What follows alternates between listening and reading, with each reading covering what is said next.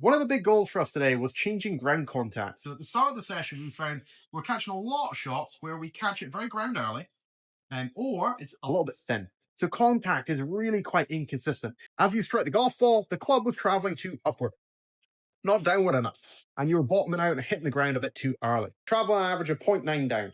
We said as a reference point, we want to be between -5 and -10. Towards the end of the session, this is your average, -8.8.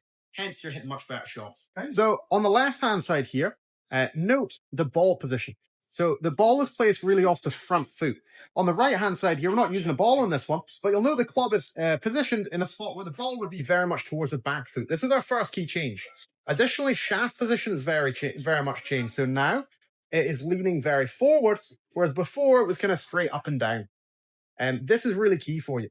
Final piece from the face on, notice where your body is positioned. So if I drop a line down your body, you've got quite a lot of weight on your front foot.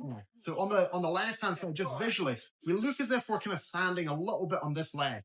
Whereas now we look as if on the right here, we're standing on that front foot. This is all very key. So the ball is back, the handle is forward, and we've got a lot of weight in that front foot with the kind of chest ahead of the golf ball rather than behind it. So notice before, if I drop a line on the club shaft, how it points just below our belt buckle.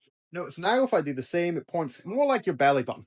So having the handle higher is really important to improve quality of contact. If you have it a bit too low, tends to cause us to get it a little bit ground early. So notice on the left how as you bring the club down, the head of the club is well behind this red line I've drawn on here. So it kind of falls really underneath you. And this is one of the big reasons why we get really inconsistent contact catching the ground early.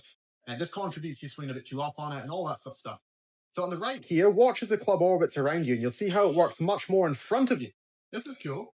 So if we time that up at the same time, watch how the club moves around you as you come in to strike the ball.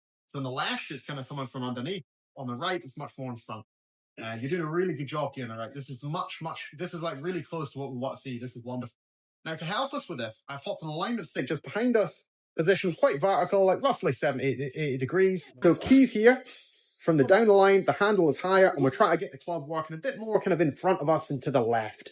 A little bit more steep, a little bit more across it rather than letting it kind of fall underneath us like a drop kicky kind of action.